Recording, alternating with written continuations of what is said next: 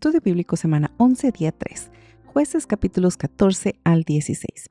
La historia de Sansón, una lección de fortaleza y caída y la gracia redentora de Dios. En estos capítulos de Jueces, la historia de Sansón nos revela tantas maravillas de la fuerza divina, así como las consecuencias de una vida desobediente.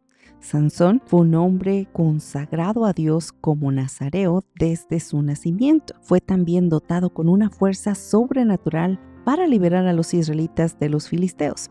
Pero a lo largo de su vida mostró debilidades ante las tentaciones como muchos de nosotros. A pesar de su lucha interna, Dios lo pudo usar para cumplir su propósito, demostrando que su gracia es mayor que nuestras tantas fallas.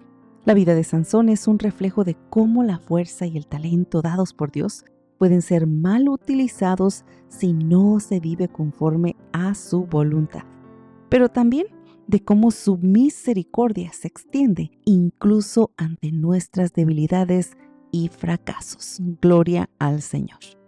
Jueces 15:16 dice: Y dijo Sansón, con la quijada de un asno he matado a 1000 hombres. En este versículo vemos la increíble fuerza que Dios le había dado a Sansón, como su capacidad para lograr victorias que parecían imposibles.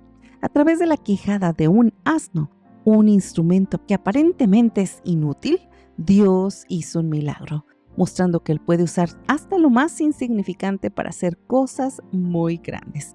Sin embargo, la historia de Sansón también es una gran advertencia sobre cómo el abuso de nuestras bendiciones nos puede llevar a una tremenda ruina. Entre todo lo que aprendimos en estos capítulos, en Jueces 14 vimos el comienzo de la vida de Sansón y su lucha con la tentación.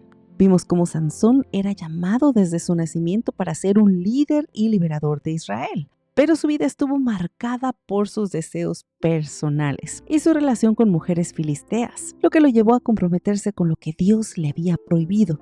Su matrimonio con una mujer filistea se convirtió en el primer paso hacia su caída. Al buscar satisfacción en algo que no era conforme a la voluntad de Dios. Y es que, amados, ¿verdad que es muy difícil a veces pelear contra la tentación? Contra lo que sabemos que es malo y aún nos sigue gustando. Solamente con la presencia y la fortaleza que Dios nos da podremos lograr decir no a la tentación. Jueces 14, 1 y 2 dice: Sansón descendió a Timná y vio allí a una mujer filistea. Cuando él volvió, dijo a sus padres: He visto en Timná a una mujer filistea, pídanla para que sea mi esposa. La vida de Sansón nos muestra el peligro de permitir que nuestras decisiones sean guiadas por lo que deseamos, pero no por la voluntad de Dios. A pesar de su llamado, él se dejó influenciar por el entorno pagano que lo rodeaba. Y amados, esto nos recuerda que debemos ser muy cuidadosos en cada una de las decisiones que tomamos, especialmente en lo que respecta a nuestras relaciones, para no desviarnos del plan perfecto que Dios tiene para nosotros. En Jueces 15 vimos la fuerza de Salomón y la victoria sobre los filisteos. Sansón, a pesar de su carácter imperfecto, fue usado poderosamente por Dios para liberar a Israel. En el capítulo 15 vimos cómo él se armó con una quijada de un asno y derrotó a 1000 filisteos. A través de este milagro, Dios mostraba que aunque Sansón era humano y tenía muchos defectos, la fuerza divina seguía con él cuando él obedecía su llamado. Esta victoria de Sansón, aunque lograda de manera milagrosa, fue un recordatorio de que la fuerza y el poder de Dios se manifiesta en nuestras debilidades cuando estamos dispuestos a ser usados por Él. Esta victoria debemos de verla con mucha cautela, ya que Sansón dependió más de su fuerza que de su relación con Dios, lo que eventualmente lo llevaría a la caída. En Jueces 16 vimos la caída de Sansón y su restauración. En esta parte de la historia de Sansón, vemos cómo alcanza su punto más bajo, cuando es engañado por Dalila, quien lo traiciona y lo entregó a los filisteos. La pérdida de su fuerza sobrenatural fue un reflejo de cómo la desobediencia y el pecado nos puede quitar a nosotros las bendiciones que Dios nos da. Pero al final de la vida de este hombre, cuando está de prisionero y ha perdido todo, él clama a Dios por restauración y Dios, en su gran misericordia, le da un último acto de fuerza. Salomón derrota a los filisteos cumpliendo su propósito divino. Jueces 16:30 dice: y le dijo Salomón: déjame morir con los filisteos. Y se inclinó con fuerza, y la casa se desplomó sobre los príncipes y todo el pueblo que estaba en ella. Así fueron más los que mató al morir que los que mató en su vida. La caída de Sansón, mis amados, es una advertencia sobre los peligros de la tentación y el alejamiento de la voluntad de Dios. Aunque él cometió grandes errores, Dios no lo abandonó, mas le dio la oportunidad de redimir su vida al final. Y esto nos demuestra que nunca estamos fuera del alcance de la gracia de Dios y que siempre hay esperanza de restauración si nos volvemos a Dios con un corazón arrepentido.